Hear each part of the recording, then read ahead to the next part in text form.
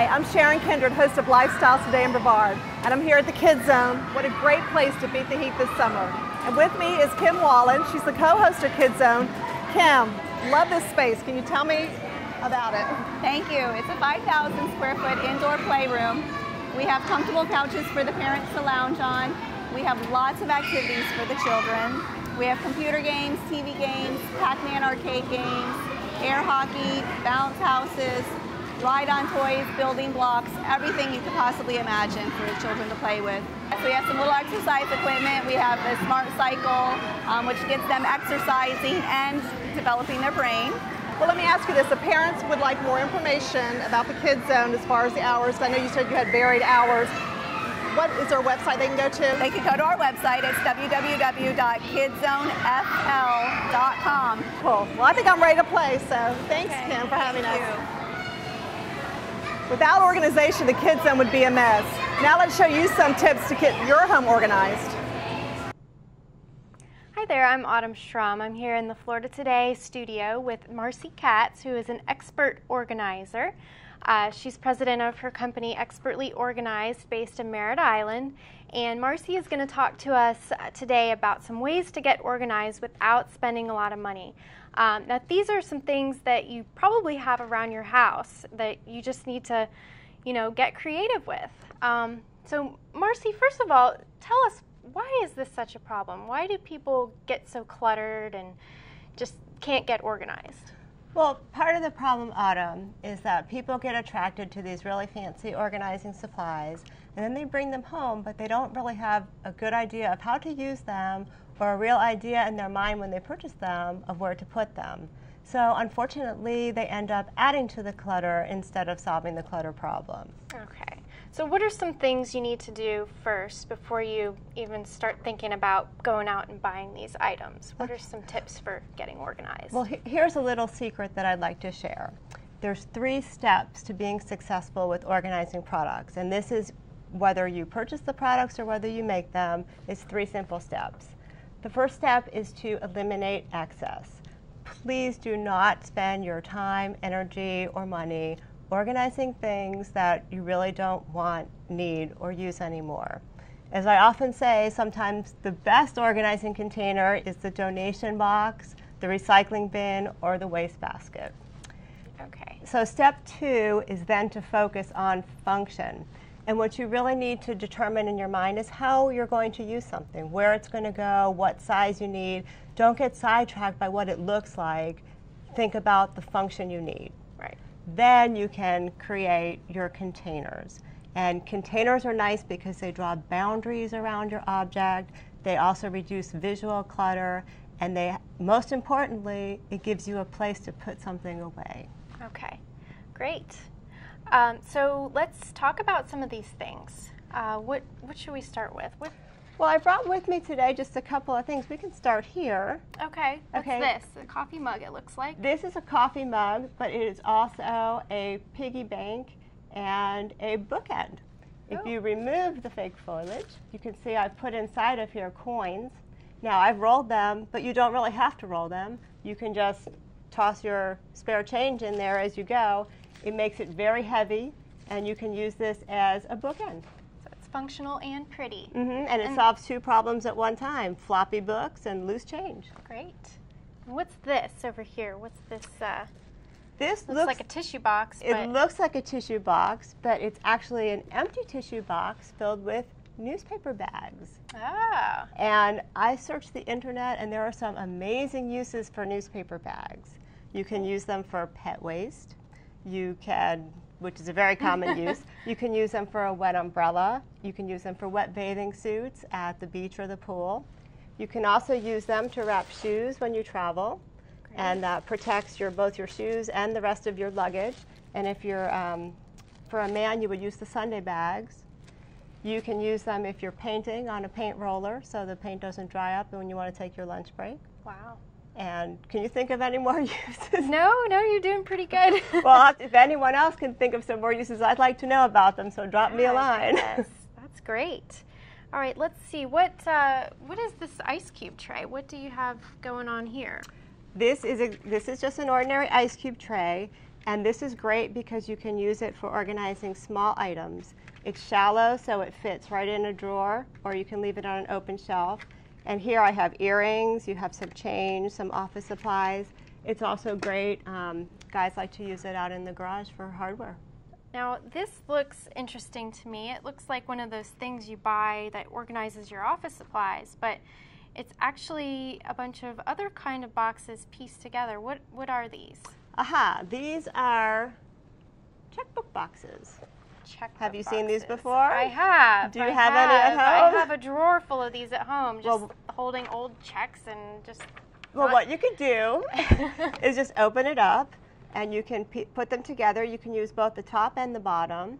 And what I've done here is I've arranged them in a grid. I don't know if you can see this, but I've actually connected them with binder clips so that they hold together and don't kind of move around. And we'll do some more with binder clips a little later on. I have some tips and tricks that we can talk about. You can also use just jewelry boxes or any other shallow box as a drawer divider. And just clip them together. Just clip them together. Great. And what about this thing? This is interesting looking. This, if you have longer earrings that wouldn't fit in an ice cube, you can put them on an earring tree. And this one was just made out of a floral cone. And you get this at the craft store? Or? At the craft store, and an old pair of jeans. And I do want to mention that Denise of Dogwood Blossom Stationery and Invitation Studio created these for me. She designs beautiful custom stationery, and want to give her credit because she made those especially for us. Awesome. Thanks, Denise. And these, what are the little hooks that are in these? Those are floral pins. Okay. You can also get those. You can get floral pins. A million of them for less than $1. Good to know. All right, and we've also got some interesting looking boxes over here. Tell me about this box. Well, this is actually just, if I may go over here, it's just an ordinary shoebox. And very cool. Shoe boxes are what I call the gold standard of organizing supplies that can be made that are both economical and eco-friendly. Okay. And shoe boxes have many, many uses. You can take these, maybe 3 or 4 of them, and put them in a deep drawer to arrange your socks. You can store just about anything in a shoe box. You can also use them to turn a shelf into more of a drawer. So again, it helps contain things, creating boundaries and making things a little less messy. Now, if it's going to be on display, you can just decorate it like it's done here. And what is this, wrapping paper? Or that's wrapping paper and ribbon. Yep. Very pretty. And then you can make your own little label. I think that one says tea.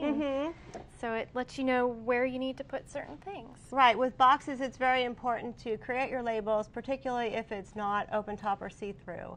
So that way you know what's inside. Great. And these are some of the drawer ones you were talking about, right? You just attach a ribbon to the front? Yeah, these are, if you want to hold this. Sure. This is made from just an ordinary cardboard box. Just cut off just the regular box you send packages in. Or receive packages in. And then you can just, again, cover it and put this little ribbon pull. And these are like those fabric bins and drawers that are so popular in stores these days. This is a mini version. Those are everywhere. And this one, this size can be used for CDs or office supplies or what have you. Wonderful. Now let's talk more about those binder clips. I know that's one of your favorite organizing tools. I love binder clips. The humble binder clip. Here's a small one. They're so tiny but so mighty. Well, here's a bigger one. They come in a variety of shapes and sizes. They do come in different colors, but they're handy for just so many things. If you look at the front of our table display, you can see we've just we've taken just a piece of ordinary string. You've got the ball of string on your end there, and we've attached. This is a postcard display clipped on with binder clips. Very neat. You can use that concept for children's artwork. You can use it in your office for goals or projects. It's great around the holiday time for hanging all those holiday cards, and also for birthday cards to add a little splash. Yeah. I'm always struggling with how to display Christmas cards. You know, you get so many of them, and you're like, you run out of shelf space. So that's a And you can string it anywhere. At home, you can, instead of draping it like this, you can just tie a little knot and use a push pin or a small nail and put it in your wall. It won't leave a mark, and you can just drape them anywhere. Very neat. Just in summary, my message today is you don't have to spend a lot of money on products and supplies to get organized. The secret is to follow the 3 steps: eliminate excess, focus on function, and then choose or create your containers to match your needs, your decor, and your budget. Great. Thank you so much. You're welcome. Thank you, Autumn. It's been a pleasure. Now that we're organized, let's head over to the zoo and see what's going on. Sure, the Brevard Zoo has new baby Visayan warty piglets. It's the 3rd litter for the endangered pigs. And there's a new baby oryx, which you can see from the train. But the big talk at Brevard Zoo is about its new Rhino Encounters. They like the backs of their ears scratched. When you stand up at the platform and look down on the rhino or look down on the giraffe, then it's hard to actually conceive how big a 5,000-pound white rhino really is. And when you're standing down next to them in the area, you can actually appreciate just how big they truly are. Sponsor Cindy Schwab was one of the first people to pet the rhinos in the zoo's Expedition Africa. It's just amazing. I think it's so cool. And you made this possible. Oh, thanks. Bars keep visitors and rhinos safely separated as they share the call of the wild, along with some snacks and hay. For Florida Today, this is Chris Kreidler. Those rhinos sure look like they're enjoying their new home. Now let's meet someone else who could use a forever home. Hi, I'm Susie Fleming-Leonard. Joining me today are Luann Manderville and Teresa Clifton, who's with the Central Brevard Humane Society. And I have Russell right here. And Russell needs a new home. Teresa, do you want to give us a little bit of Russell's history? Sure. Russell is a 4.5-year-old, get this, miniature pinscher Chihuahua mix. He is not going to... That's a designer dog. Yeah, of sorts. He's not going to get any bigger. Unfortunately, his family were casualties of foreclosure, and they had to move, and their relocation did not include pets. So Russell and his brother came to our shelter, and they both got neutered, and his brother got adopted, and he is looking for his forever home. So he's a very wonderful dog. He's active and happy, as you can see. He's very loving. On the car ride over here, he had his head out the window. Oh my goodness, have a kiss. Best I can tell, he's very happy to play ball or to just sit on your lap. And so far, the only thing I've discovered he doesn't like are sheep. We have to explain that we have a couple of decorative sheep in our office, and Russell was introduced to the sheep, and they did not hit it off. Yes, but he's good with other dogs and children. Very small children he did shy from, because we do temperament test every animal dog that comes into our shelter. And with very small children, because we use a little toddler doll, he kind of shied from them like he did the sheep. But any that were knee-high or taller, he responded well with. And he has obviously a very loving tongue and a very laid-back, friendly attitude. He did very well, like I said, in the car. He loved to go for the car ride. I didn't even put him in a crate, which I normally would crate them, but I had him on the leash, and he stuck his head out the window, and he was happy all the way here. Perfect. Sweet baby. So what does somebody need to do if they're interested to adopt Russell?